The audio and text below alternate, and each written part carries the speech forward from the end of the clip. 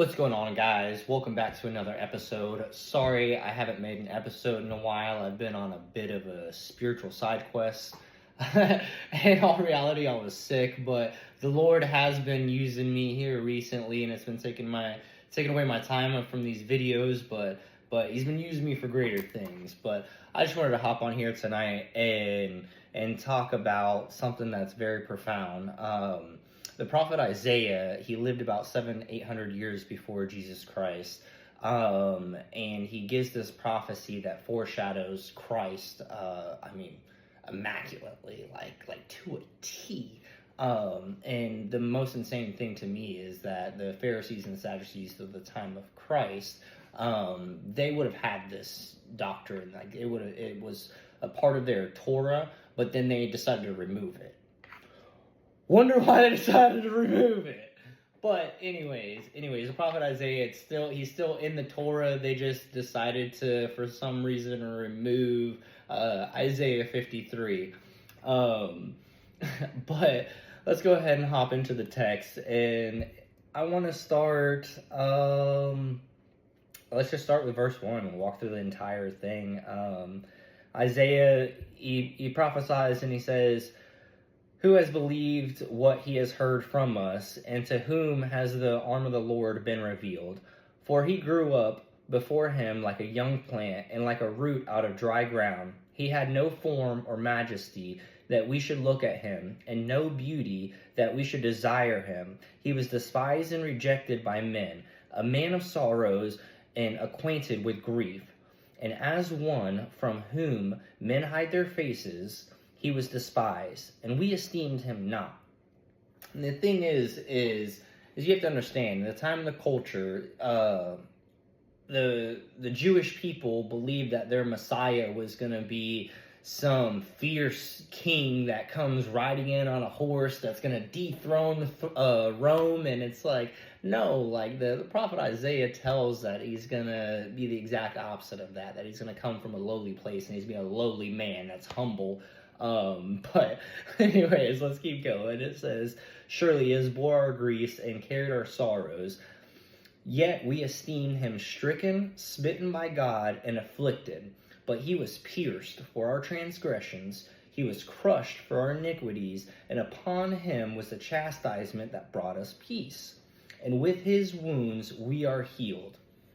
I'm going to stop there because I like the King James Version better. It says, "By his stripes we are healed," because you kind of get a full context of the punishment that Christ went through at the time before the crucifixion, where he was beaten.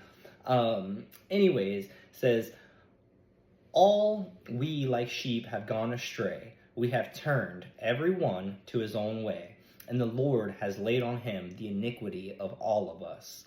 He was oppressed and he was afflicted, yet he opened not his mouth. Like a lamb that is led to slaughter, and like a sheep that before its shearers is silent, so he opened not his mouth.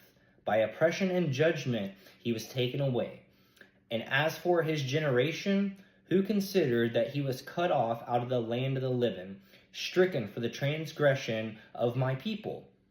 And they made his grave with the wicked, and with a rich man in his death, although he had done no violence, and there was no deceit in his mouth.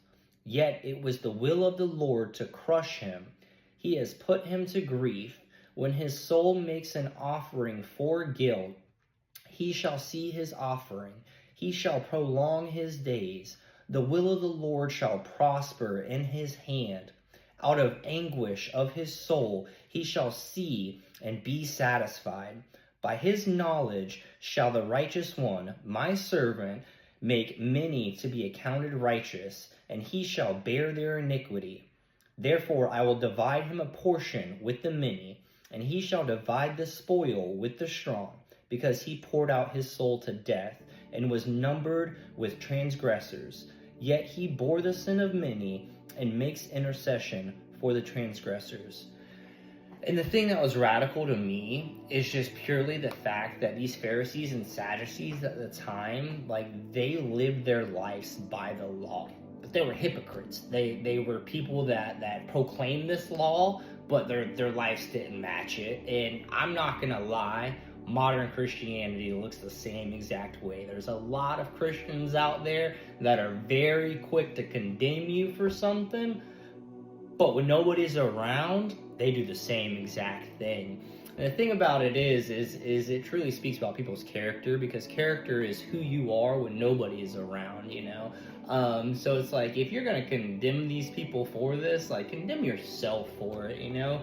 And Christ kinda exactly says that same exact thing. He says, you know, like, how are you gonna pick out the